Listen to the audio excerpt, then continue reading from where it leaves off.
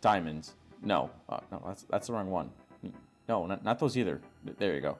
Diamonds are honestly some of Valorant's most interesting players, I'm not gonna lie. In this rank you'll find just about anything, and I literally mean anything. From no-comm duelists to AFKs to Radiant or Immortal Smurfs, literally anything you could imagine, you'll find it in this rank. But despite what people say, you can actually get yourself out of Diamond. At this rank, I promise you that quite literally everyone can aim. So not unlike in the lower ranks, your mechanics usually won't pull you out of here. But as an Immortal 3 player who plays on my Smurf account from time to time to learn new agents, I can give you guys a pretty good insight as to how you too can get out of this rank. So today on SkillCapcom, we're going over 5 tips to pull yourself out of Diamond. Hey, wait a minute. Well, why are you watching this video? You're not in Diamond. That's alright, don't worry about it. We'll catch you up to speed real quick. If you're not in Diamond yet, don't worry about it. All of our top level coaches recently came together and put together an 8-hour academy course that will teach you everything you need to know to hit Immortal in Valorant. This is all backed by a rank improvement guarantee as well. So if you don't see your rank improve while actively using our service, we'll give you your money back, no questions asked. We do this because our service actually works, and if it doesn't, then you shouldn't pay for it. Let's get back into the video, but if you really want to climb in those ranks, I recommend checking out SkillCapcom, link in the description below. Alright, so this first tip is probably going to tick you guys off, and you might laugh a little bit, but the new nickname that me and my friends have given the op is the Diamond Crutch. And to be honest, this can really go for any rank really, but in Diamond, or even Immortal, a good operator can quite literally single-handedly win you the game. Now, little Timmy, don't get too angry. I know the operator is frowned upon, but at the end of the day, you have to realize that it's a part of the game, so why wouldn't you want to use it? It has its counterplay, and if done correctly, you can completely shut an op out of the game. We'll cover this in another video, but the issue comes in when people don't know how to use teamwork, which is desperately needed in order to beat an op. Every pro team has a designated operator, and teams literally have game plans centered around their one op user. So you can't really view this weapon as a crutch, but as like a risk-reward type of weapon. The op costs 4,700 credits, and if you whiff or get killed using it, it will tank your team's economy.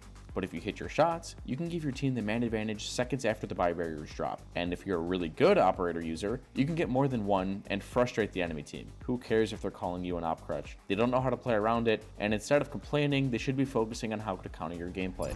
Alright, so the next thing that'll get you out of Diamond is having good communication. Do you know how many times I'll load into my alt account and people just aren't saying a word? Diamond is technically the top 5% of ranked, and no one is saying a word to each other? Like, I don't get it. How does anybody expect to win? Yes, having good communication with your teammates is a decent amount of work, and it can be mentally draining. But honestly, that's what it takes to get out of Diamond. You should be telling your teammates what you hear, what you see, what you don't hear and see, what you want to do, the enemy's util that they already used, the list goes on and on. But these pieces of information could mean the difference between winning or losing the round. Maybe you're playing defense on Breeze, and the enemy team has gone A 10 times in a row, but on round 11, A site gets kind of quiet. You want to tell your Viper, who might have fallen asleep on B, that they need to be ready to anchor down the site and buy time for rotates. Your teammates aren't perfect, but this information can help them out immensely. Not only that, but you should be working with your teammates to accomplish things. For example, if you're playing Sky, you can flash out double doors on Breeze and double peek with your Reyna. Or you can use your Sova drone on defense to drone someone up B and clear it out for them, and then you can rotate over to A pretty quickly. At the end of the day, Valorant is a tactical shooter, and the big tactical part of it is playing with your teammates, talking to them, and trying to make game-changing plays together. That's the fun in it. Now, if you really want to rank up, I highly recommend you find a good duo partner. In Valorant, you only have 4 other teammates. That means that you have 4 chances for one of those people to be super toxic, a troll, a disconnect, or somebody who's just gonna throw your game.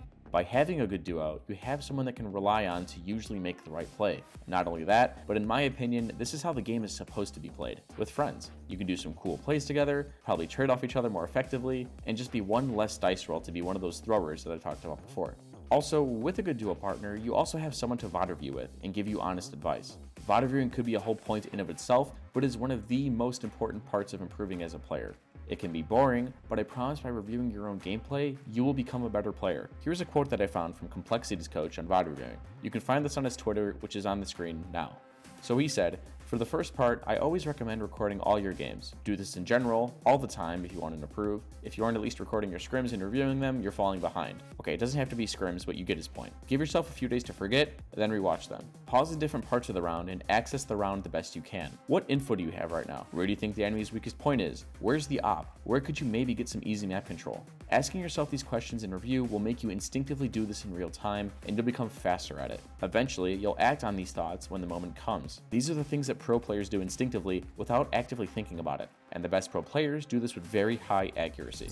And what he said is right in just about every way, and you should really listen to what he's saying here. So, having a good duo partner gives you another resource when it comes to improving as a player in and out of the game. And if you don't have one already, I promise you there are a ton of people out there to do it with. But we do have a Discord you can join if you want an easy way to find some like-minded people to play with. Links in the description. So some of what I mentioned before is how you're going to encounter a lot in your climb out of diamond. From throwers to boosted accounts, racist or sexist garbage, disconnectors, all of this can just be super frustrating. It can be really tilting to lose to things that just are out of your control. But what you have to realize is that keeping your mental straight is what's going to get you out of diamond. Anything we talked about previously just doesn't matter if you're tilted and angry at the game. You'll start whiffing shots, making stupid mistakes, and you'll start snowballing from there. And then before you know it, you're having a pretty bad game. But you can't let things that are out of your control affect how you're playing the game. Same thing goes for when you make mistakes. You have to learn quickly and move on and not let it bother you. And I get it that it's not easy, so if you can't control it, then just take a break. It's just that simple. Now here's a quick clip that I want you to see from Shroud talking about tens. Not able to do it, but Shazam is. The Sentinels take the lead 6-5. As we see, there hasn't been too many. I like that he, even though he whiffed like a shot he shouldn't have, it was a pretty easy shot. Even though he whiffed it, he still is. He's still using the op, right? Like one whiff shouldn't deter you off of a weapon. Like it happens. Whiffs fucking happen. So I like that he committed to staying to it. He didn't like give it to anybody else. He's doing it. Shroud couldn't have said it any better.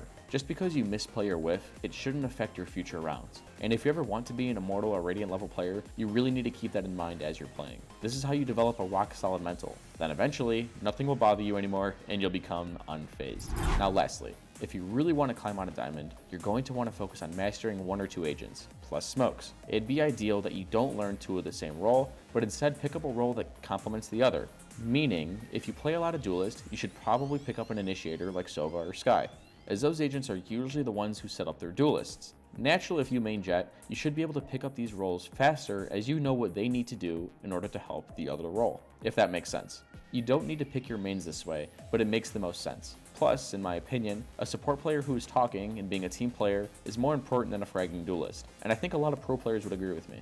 By picking 1 or 2 agents, you'll start learning niche things about them that'll give you an upper hand in your games, like certain lineups, tripwires, mollies, setups, and so on and so forth. And there's tons of streamers out there for each agent, pros and content creators alike. So just do a bit of research and you'll be surprised as to what you find. Also, please learn how to play smokes. It isn't hard, I promise.